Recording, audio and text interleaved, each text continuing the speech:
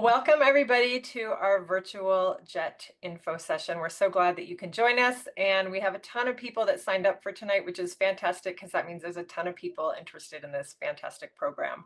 My name's Jessica Livingston. I was a Hokkaido JET from 2003 to 2006, so a pretty long time ago. And then I was a JET program coordinator from 2006 to 2013 at the Japanese consulate here in Denver. And now I serve as executive director for the Alumni Association, US JET-AA. So US JET-AA is a nonprofit, and our whole mission is to strengthen US-Japan relations, and we do that through providing opportunities and support to a really extensive JET alumni network, which is now about 40,000 people strong just in the United States. So it's a really huge network. The JET experience was life-altering for all of us panelists, and so we really want to encourage other people to take part in this program as well. I want to quickly recognize our sister organization, JET-AA USA, for their partnership on this program. We're really lucky in the US, and we have two national organizations that support the JET program and our alumni network. So Valerie, who's going to be moderating tonight's discussion, is one of our country representatives, and she serves US or JET-AA USA. So tonight's program is going to start off with a brief presentation from one of our dedicated JET program coordinators. And then we're going to move on to the panel talk with JET alumni. And after that, we're going to have breakout rooms, so you all have the opportunity to get your questions answered there. And then we'll all come back into the main lobby here to close out the evening.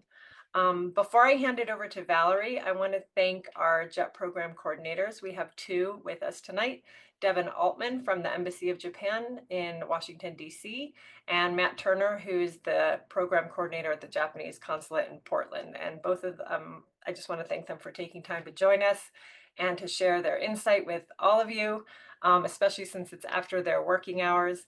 And I think with that, Matt, I'll ask you to start us off with a brief self-introduction and to share your expertise on the application process. Okay. Thank you very much, Jessica. My name is Matt Turner. I am the JET Program Coordinator at the Consular Office of Japan in Portland. I've been the JET Coordinator there for quite some time, and I also went on the JET program but a very long time ago as well. Even before Jessica, I was in Kyoto from 1996 to 1998. So I'm going to give a quick presentation about the application itself and how to put together a good application for the JET program. We're kind of assuming that all of you folks who are here tonight are eagerly anticipating applying for the JET program or already in the process of applying. So this isn't going to be an overview of the program itself. I'm going to focus a little bit more on how to actually put together a strong application. So with that said, I'm going to go ahead and share my screen. I think that, well, that's not working.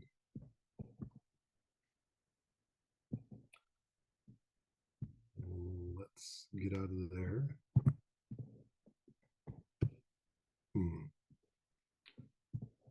Matt, let me know if you need any backup tech support on this. Okay, I think it should work. I'm just trying to figure out a way to, it's not really offering me the option to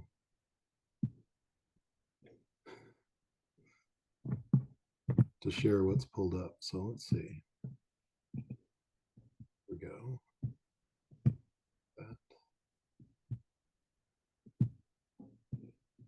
That. Is it cooperating yet? Sorry about the delay. That's all right. There we go. And then Vanessa, I see you have a raised hand. If you want to throw your question in the chat, or that might be the best place for us to help you out. Okay, can everyone see that? I'm afraid that in presentation mode, I can't go full screen on this, but hopefully everyone can see the slides. Can you guys see the slide that's up there? Yeah, we can see it, and we'll take what we can get at this point, Matt. Thanks for working through the tech difficulties.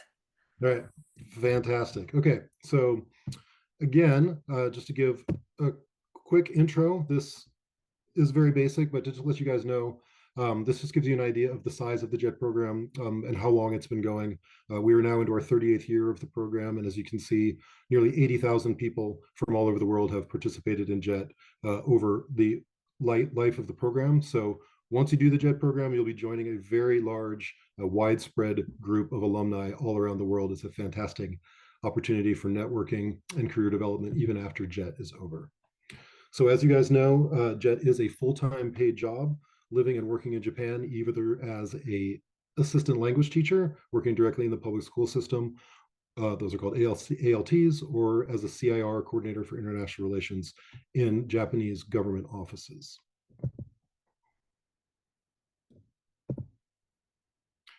So the basic eligibility criteria, just in case you guys are just looking into this and have not actually started your application yet, of course, JET program is all over the world. So you would apply through the country which you have citizenship in. So hopefully you guys are all United States citizens and are planning on applying through the US application process, through the jetprogramusa.org website or jetapplication.com.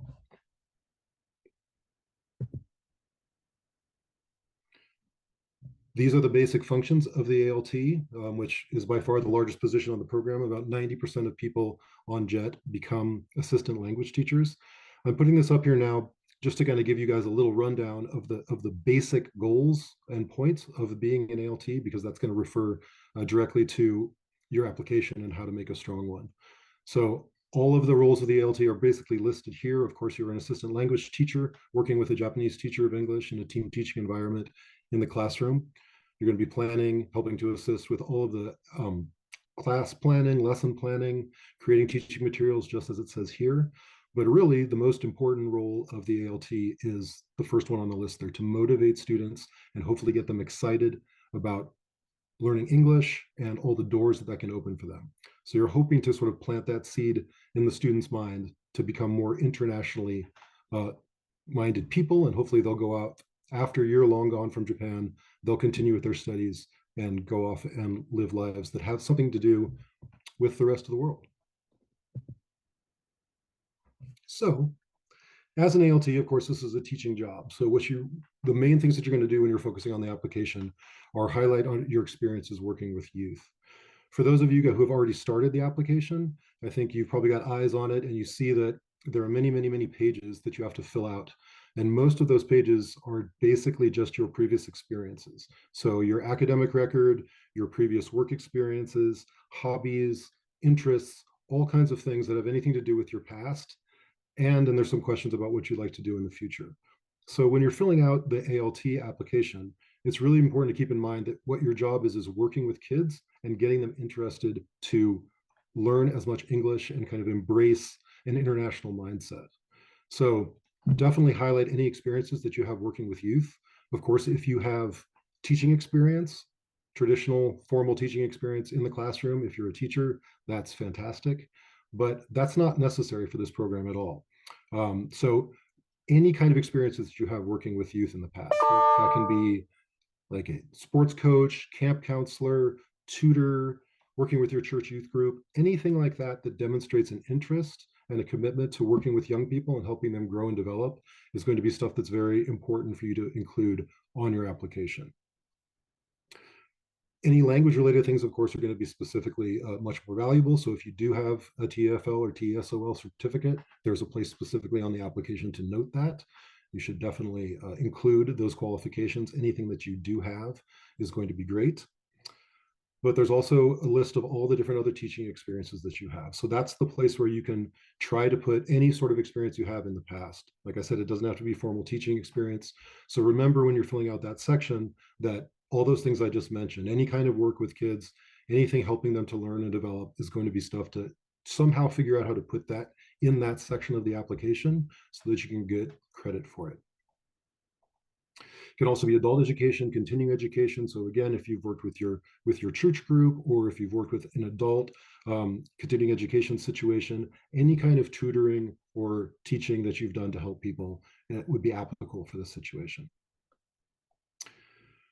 Also remember to think about how all of this plays into your future roles. So as an ALT, when you're filling out all of these different aspects of the application, it's all kind of leading up to the statement of purpose, which is by far the largest and most important section on the application. So all of these different experiences that you're listing throughout your application, remember to try to tie those in in the end with your statement of purpose.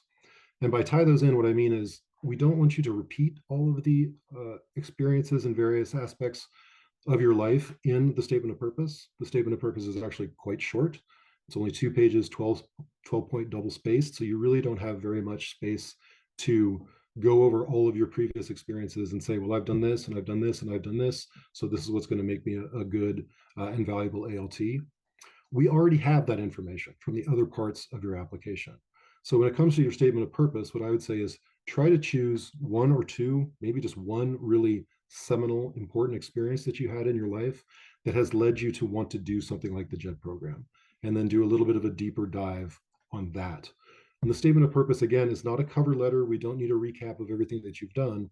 What we want to see in the statement of purpose is just what it asks in the prompts. What are your real motivations for wanting to go on the JET program? Why do you want to do something like this? Why are you drawn to an international program? Why are you drawn to education and working with kids and helping them learn? That's what we really want to hear from you, is your true emotions and reasons for why you want to do this program. So remember all those other experiences that you're putting in the previous parts of the application. They don't need to be repeated, but they do need to be sort of, use them as one or two examples to demonstrate that you already have an interest in this and that moving forward, you'd like to deepen that interest, because that's another important part of the statement of purpose, which is what you hope to do while you're on the program, some specific goals and things that you'd like to do to help your students learn and to be involved in your community. And then, of course, how it might relate to the rest of your life after you're done with the JET program.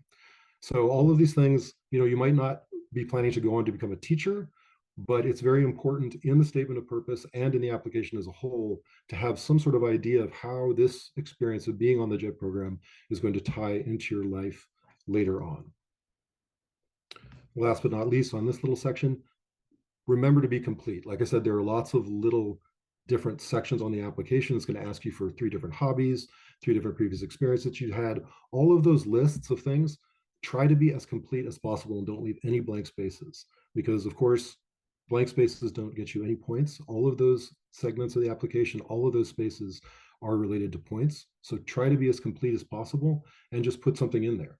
Even if you think it's not necessarily that applicable to this particular experience, you might be surprised. Anything that you can use in the classroom, anything that you can use with your community and with your schools is going to be really, really valuable. So having a hobby like, like I'm really into, rock guitar, or, I've been an artist. I like to draw. Those things might not necessarily seem like they're directly related to Japan or to the JET program, but they are incredibly applicable to the teaching experience. Those are things that you can use in the classroom and will make you a much more interesting and exciting and valuable member of the teaching team. So just put all of those experiences, anything that you can think of, you think, this might be cool, this might be something fun that I could do with my students, then that's something that is going to be an important aspect of your application. You should definitely include it. Okay, for coordinators for international relations, I don't know how many folks here are thinking of applying for the CIR position. Usually it's a considerably smaller number of folks. But if you are thinking of applying for a CR role, then you know that the main qualification is that you have to have a pretty high level of Japanese language ability. So as someone who's on the selection side of the process, I really do want to kind of drive this point home, not to be intimidating or put anybody off, but we do need a quite high level of Japanese language ability to be able to do the CIR position.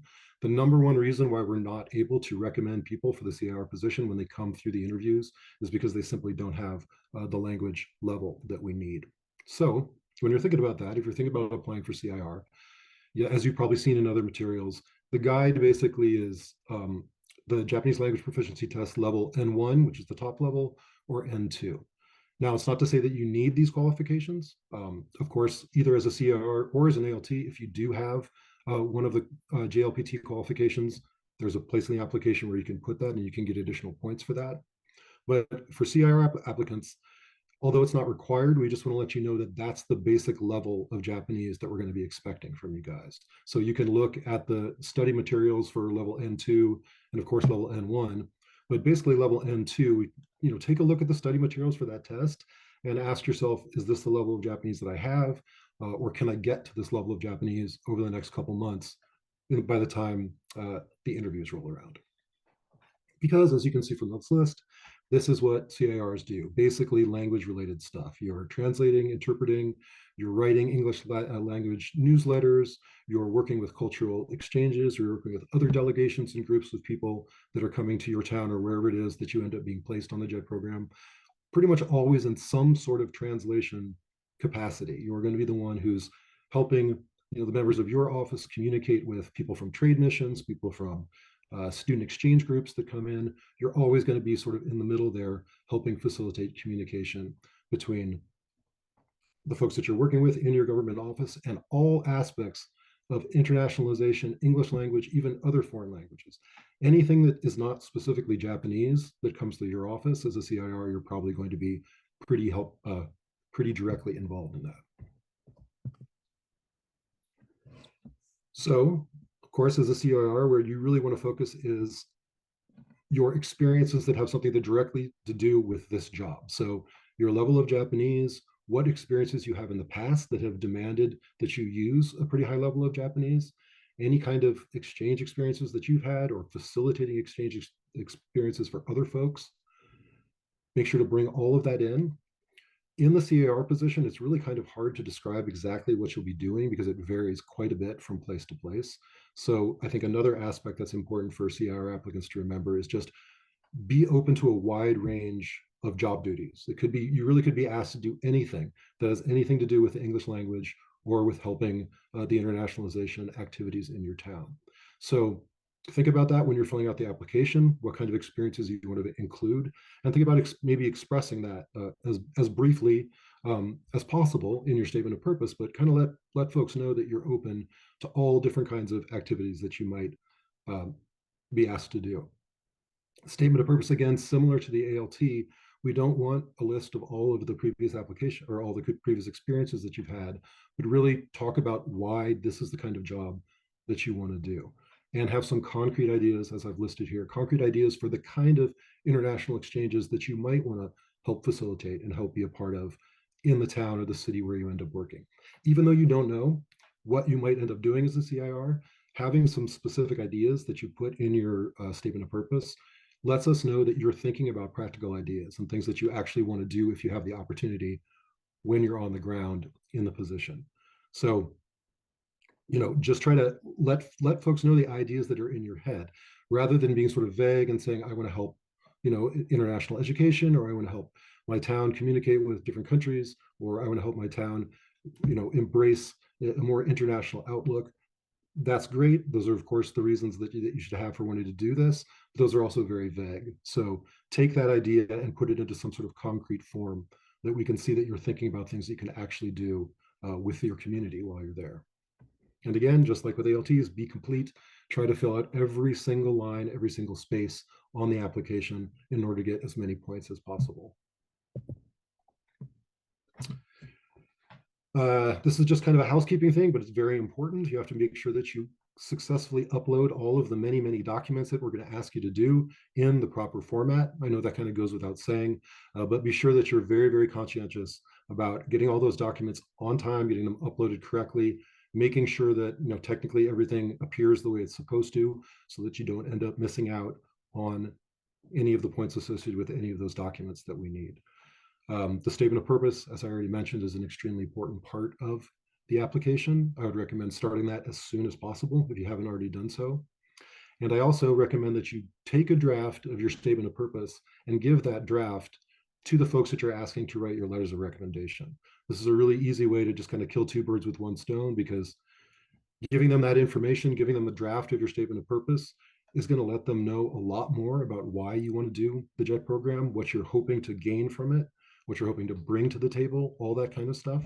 And that's going to help them write a much more complete and powerful letter of recommendation for you guys. So the more information you can give them about what you want to do and why you want to do it on the JET program, the more they're going to be able to speak to that in their letter. And that's going to be a better letter for us. It also, you get the advantage of having them get their eyes on your statement of purpose. So if you guys are currently college students, or even if you're freshly out of college, probably you're going to be asking for at least one academic reference. So if you're currently enrolled in college, one is required from your current college to be an academic reference from your school. these are college professors, these are smart people. So let them see your statement of purpose and let them advise you on how to make it even better. So you can accomplish both of those goals with just one activity. And then beyond that, I would recommend using all of the resources that are available to you if you are still on a college campus. Take your statement of purpose to the writing center, take it to professors that you trust. Any of the resources that are out there for you, I would definitely recommend using those so that you can get as concise and impactful a statement of purpose as possible.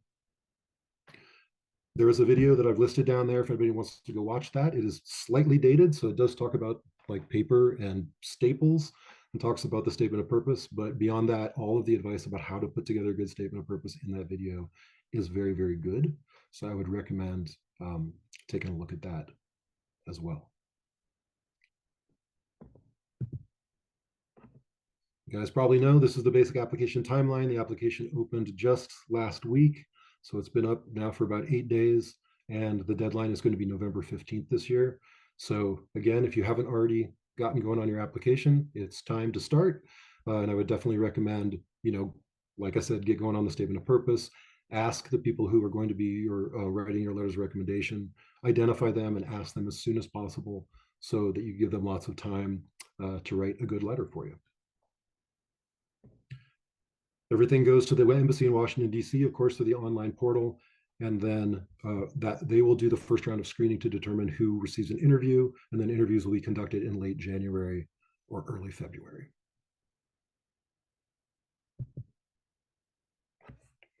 Here's just some more basic contact information. If you would like to reach out to me or directly to the embassy, they can give you lots more advice. I would definitely recommend, if you are into the social medias things, I would recommend following them on Facebook and Twixter and all those kind of places, because if there is any kind of new information that comes out, specifically technical information about the application itself, if there's any kind of problem with the website, if there are any new extensions or any kind of new information that comes out specifically related to the application itself, that's going to be announced by the embassy first. So if you do follow them on social media, you're going to find out that information as quickly as possible.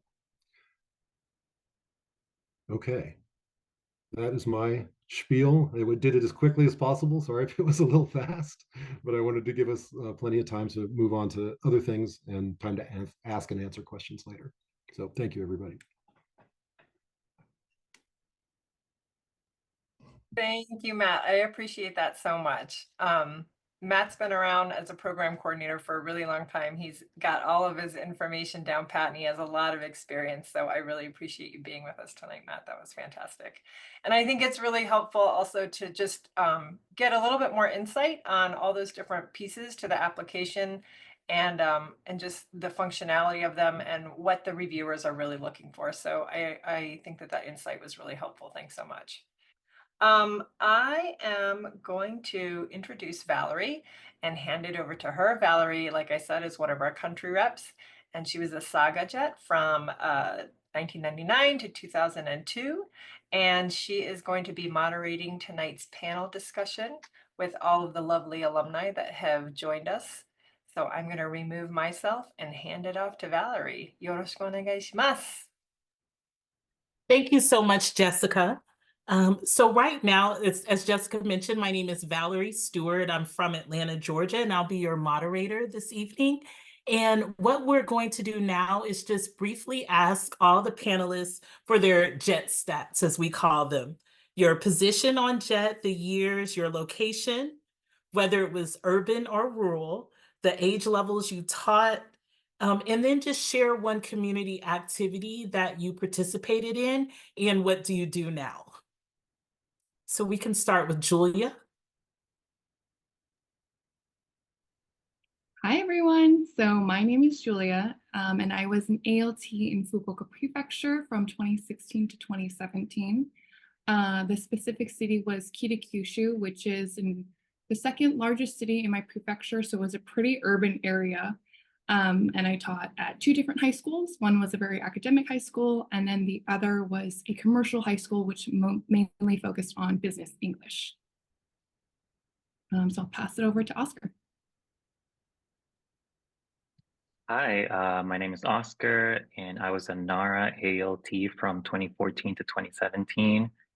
and I was in a village in Nara called Soni, with a population of about 1,500 people, so very rural. I taught at the Soni Middle School, elementary school, and also a couple times a year at the nursery and at the adult conversation class once a month. And what were the other points? I'm sorry. Were you involved in any community activities? So I was involved in the school table tennis club.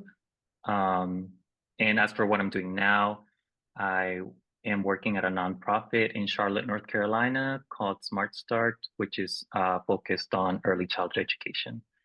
And I am their community outreach coordinator. Thank you. And Julia, if you'd like to just let us know if there was anything you were involved in and what you're doing now. Oh yeah, I'm sorry. I totally missed that question. So during Japan, I participated in a lot of like cultural events at my local school. Um, Mainly it was like tea ceremony, but I also participated in like the English clubs as well. And right now I'm actually the part-time program coordinator at USJIA. But I also have a lot of experience in marketing, working in different industries, including mortgage industry, gaming, and food media too. Thank you. Andrew, what about yourself? Hey everybody, can you hear me? Awesome. Okay, so I'm from Maryland, just outside Washington, D.C., and I was on JET from 2019 to 2021. So I got to experience COVID. So that was the defining part of my experience. I was kind of in a rural area. It was a city of about 80,000, but they all identified it as Inaka, which is kind of translates as rural. Um, and I think that was fair because nothing was going on. So, you could have that kind of experience, the wide range of possibilities. Um, so I was engaged in the community. Oh, wait, first I was in high school. I was in kind of a non-academic high school, but that it wasn't a trade school. It was just where a lot of students ended up because they weren't super motivated. And that had a good and a bad side. It meant they were really available to kind of be themselves because they weren't competitive, but I couldn't motivate them to study very easily. So it's a double-edged sword kind of thing. I did get to visit the night school periodically and the special needs school periodically as well. Um, my town had an international association through the town hall that hosted a Japanese language class that even during COVID, like the rest of the world was shut down, they were still having every Saturday. So the rates were really low in my town, so I took advantage of that. They also had cultural events once a month that I attended after COVID was winding down a little bit. And totally by accident, someone in town asked me if I could host a little dinner party once a week so that people from around town could practice English. So I had these like baby boomer students, who looked up to me as their sensei. It was kind of awkward, but it was kind of fun. Um, and then, of course, I was in the English language club at school. So I think I hit all the points, right? Oh, what am I doing now? Okay, because once again, because of COVID, I was missing my family. Came home, ended up becoming a nanny for my sister's kids. So that's been real, that's been fun, and it's done. So looking at next steps, probably going to get a PhD in Japanese philosophy. So keep you posted. Thank you. And Jane? All right. Hi, everyone. My name is Jane, and I was a JET in Kagoshima Prefecture from 2014 through 2019. I had an interesting situation where I lived in the city, which is a population of around 450,000 people, but I actually taught in the countryside because it was the small town had been recently part of the larger city. So I had the urban life, but then also the countryside life. I mainly taught high school students, but sometimes I would go to the special needs school and I would also go to an island called Treasure Island to teach elementary and middle school students, and the only way to get there was by a 15-hour ferry boat. And then some community activities. I did tea ceremony in the local community, but then I also worked with some of the universities there, and I helped with international events. Something that I'm doing now, so doing education internationally led me to do international education here. I work at the University of Wisconsin-Madison, and I work with short-term non-degree international study abroad students. So it's nice to meet everyone. Thank you very much. And just quickly, I was an ALT in Saga 99 and 2002, very rural. I taught elementary school, high school, and junior high school, long story. And I played the shakuhachi. So the shakuhachi, that I took shakuhachi lessons while I was there. So let's get into our questions. So why did you decide to apply for JET, and what factors influenced your decision? And I could take this one because I have a very interesting story, and I'll just very briefly. Even though I studied abroad and took Japanese, I had a Japanese minor, I found out about JET at a concert. When I was in Japan at an Erykah Badu concert, I met a current JET. I connected with her, got to visit her, thought her life was amazing. She did community service, and she gave me a charge to apply for the JET program when I graduated because they need more people of color on JET. That's what she told me. And I took that and I applied. Did anybody else want to answer that question? If not, we can move on. So the next question, what was your typical day like as an assistant language teacher? And we'll start with Oscar. Yes, so my main school was the middle school. So I was at the middle school every day, Monday through Friday, 3 days a week. We had about 2 or 3 classes. So each day we had 2 to 3 classes. And then I think Thursday and Friday were split. So I would have 2 or 3 classes at the middle school, and then I would have, I want to say 2 or 3 classes. It's been a while now, but 2 or 3 classes at the elementary school as well. And I'd say at the middle school, my role was mainly support because I had a very involved Japanese teacher of English. He did all of the lesson planning, and he pretty much just delegated what he wanted me to do within the class. But at the elementary school, I was the main teacher because the homeroom teachers, I think there was one teacher that could speak English, and at first she was only a part of her class, and she would assist me in teaching her class. And then eventually it evolved to her being the English teacher for the elementary school, and then we would kind of help each other out. Um, so more support at the middle school, and then I was more of the main teacher at the elementary school. And then every couple of months I would visit the nursery and just play games with the babies. And once a month I had an English conversation class for the adults in the village, who were mostly older ladies. They just like to have a good time and have snacks and chat, and that's pretty much it.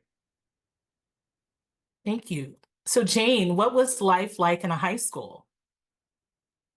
Yeah, so of course, my experience is going to be very different than someone else who taught in a high school. Because, for example, sometimes JETs go to multiple high schools, but my main school was at just one high school. And for me, I found it kind of took time to really get involved with the school. Just a little bit of background, the two previous ALTs before me had only stayed 1 year on the JET program. So my school kind of got through the pattern that most likely jets were only going to stay there for a year. So the first year I was on the jet program, I did a lot of like introduction classes. I taught a lot of holiday classes, and then once in a while I would come in and teach other classes with the teachers, but it was very, very kind of basic classes. I didn't really feel integrated in the school actually until more in my second year, when they realized that, oh, she actually is going to stick around a little bit more than a year.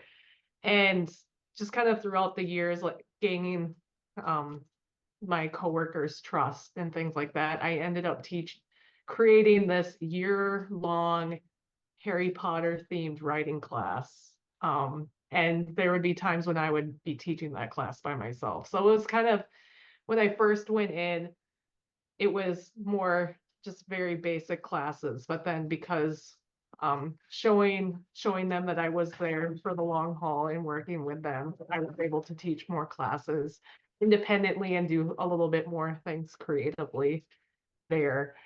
Um, so that's kind of the one thing I do want to say about high school, though, is there are a lot of test seasons. So there were sometimes weeks like a week when I didn't teach any classes. So I had to kind of think of other things to do and things to create. So I made a monthly English board. Um, and then towards the end, I was developing more lesson plans. So sometimes in the high school level, their tests are very heavy. So sometimes there can be some downtime, and you have to be independent and um, be creative to think of ways to spend your time to like better the school. Thank you. So this question is for Andrew. What types of cultural differences did you have to navigate in either the workplace or in daily life? Yeah, so Japan was, I think, kind of a bigger culture shock than I was expecting it to be. I had studied abroad there before, but that was like in a university setting. And so it was a totally different experience from living and working, kind of on your own. And I realized I was an extrovert. Actually, I guess I knew that, but like Japan is kind of not a very extroverted country.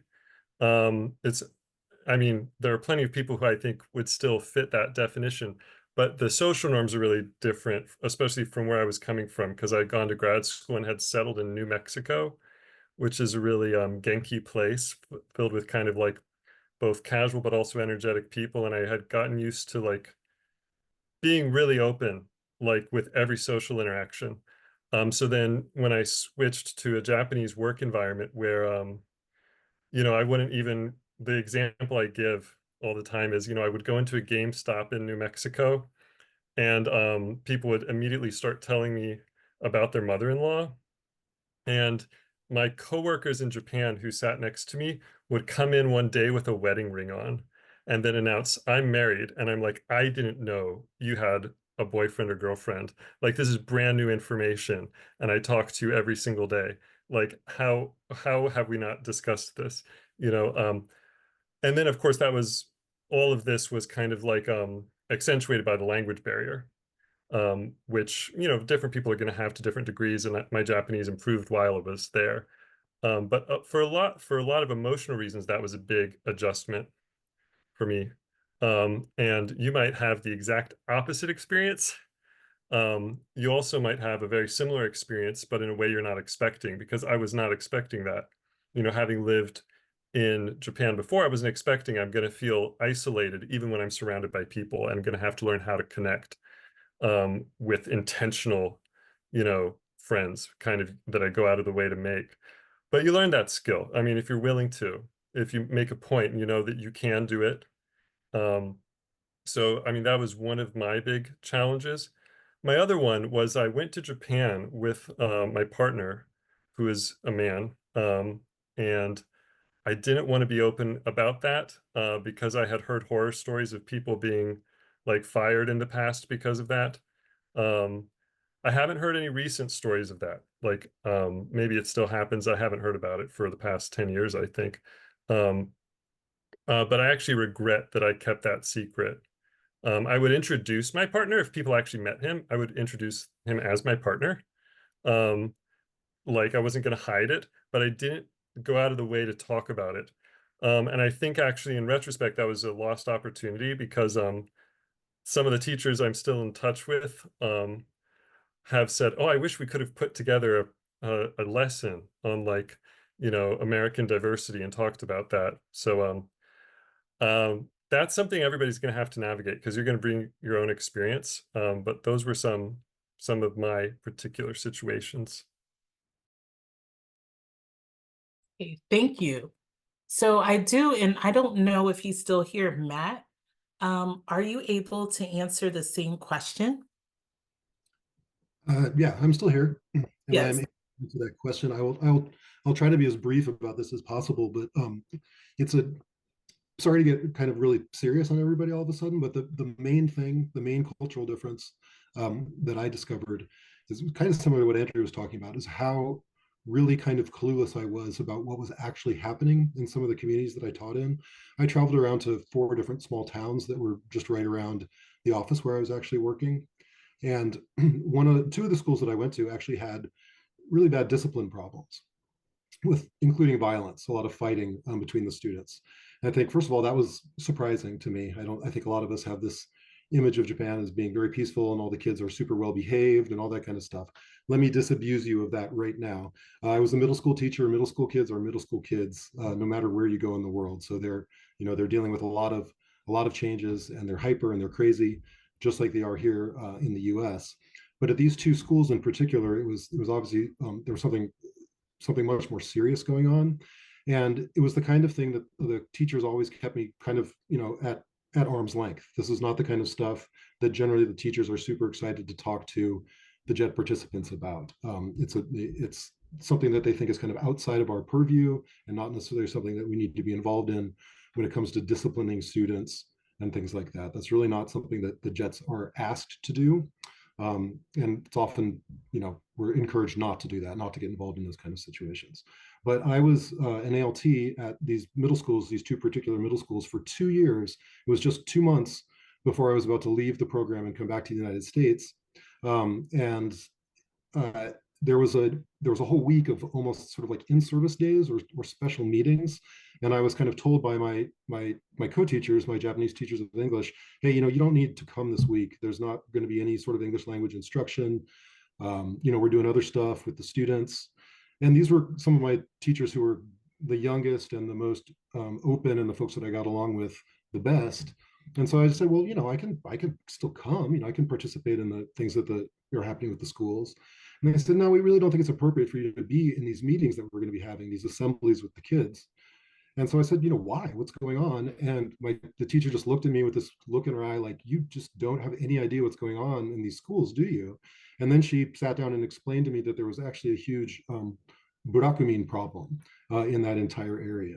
So if you guys are not familiar with what burakumin are, it's the old traditional castes of Japan, and burakumin are essentially the untouchable caste of Japan. So in that particular area of southern Kyoto, which is a very, very old part of Japan, there were a lot of families that were still labeled with that, with that sort of pejorative brush, and all of the families knew which kids were the burakumin kids, and they had very few educational possibilities. Most of them knew that they were not going to go into high school, let alone college. And there was a lot of tension between the burakumin kids, who were always picked on by the other kids, and them. So they would fight back when they were put down and picked on. They would fight back, and that was the source of all of this tension and even violence that was happening in the schools. And after 2 years of being there and having absolutely no idea that that was the kind of thing that was going on, I just felt very silly, and that I didn't really have any idea what my communities were really about and what the students that I was working with every day were really going through. And it was very eye-opening to me. And the reason I bring it up now as a cultural difference is because on a larger scale, it was kind of my epiphany to be like, Japanese society is complex. You're going into real life, real Japanese life. So I think a lot of us go, I had studied in Japan before. I was a Japanese major, but I still think a lot of us kind of go into the JET program kind of thinking of Japan as sort of kind of the fairy tale or even like the theme park version of Japan. But when you're an ALT or when you're a CIR and you're working directly with people in the schools, this is real life. This is real life in Japan. And there's a lot going on just below the surface, as Andrew was kind of at, that often we don't know anything about. So just remember, when you go into these situations, you might not have to deal with that kind of situation, but um, understand that you're directly involved with these kids and these families and these communities' real lives that may be very, very complex. And there might be a bunch of stuff going on that you will never really understand. And that's okay. But try to be curious and try to get to know your teachers as well as you possibly can so that you can have a little bit more insight into what your community is actually about. Thank you so much.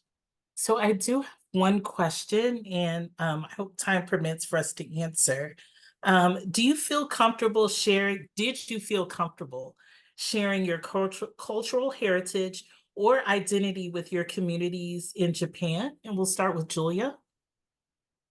Yeah, so I think initially when I was going to be on the JET program, I was thinking about like whether I should be sharing like traditional, stereotypical, like American values that we have, or am I able to kind of delve in a little bit deeper and talk about like what being Asian American is like, but more specifically what it is being like Vietnamese American in California.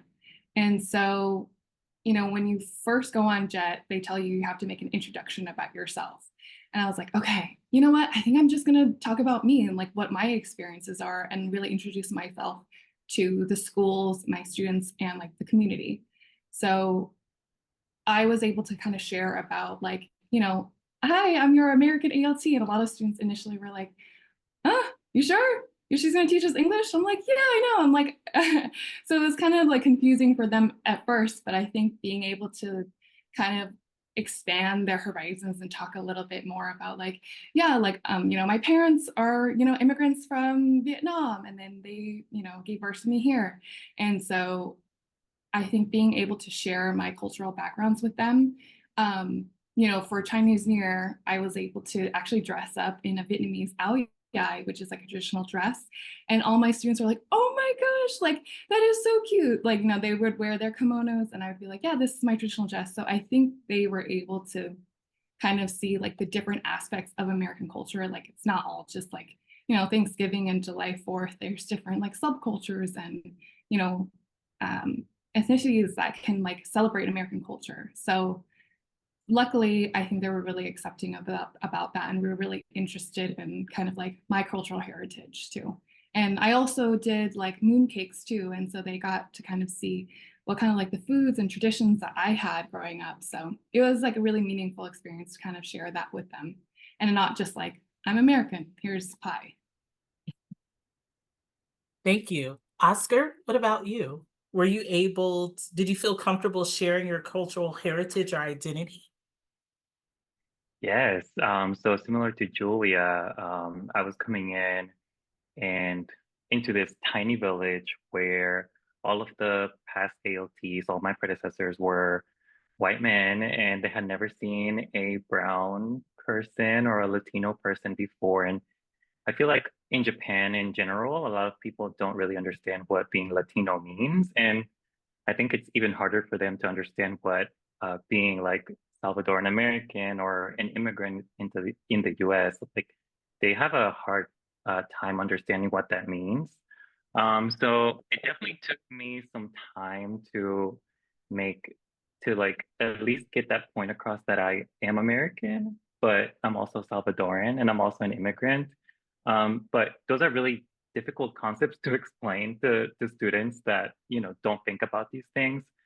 So that's where the Japanese teacher really came in to support. Like he was very like extremely helpful. Like he would allow me to do these like story times. So I would uh send him a bunch of pictures of my life in the US, or things that I was doing over the weekend, and I was able to explain like those things to the students. And then when I would go home for Christmas or things like that, I was able to show them pictures like, this is what my family looks like. And we all live in the US and we're all, American, but we're also Salvadoran. And that was really helpful. And I thought that like the funniest thing was that saying El Salvador in Japanese is like it's a really long word. So they kind of use that as like a tongue twister to try to learn how to say that in English. And it was like the funniest thing. And I'd also say that you know, you're coming in after people who are completely different from you. So like all my predecessors were super extroverted, um, and I'm a very introverted person. So to the students and the staff, it was kind of shocking uh, to have somebody so introverted, but it was also a good learning experience for them and for myself, because they were able to approach me in a different way that they would approach my predecessors. So they got to know that, you know, Americans aren't only this one thing. They're not just, you know, loud in your face, outgoing all the time. You know, they can also be quiet and introverted. So that it happened over time, but they were really accepting to it. So that was really cool. Okay. Well, I want to thank everybody for your time today with the panel.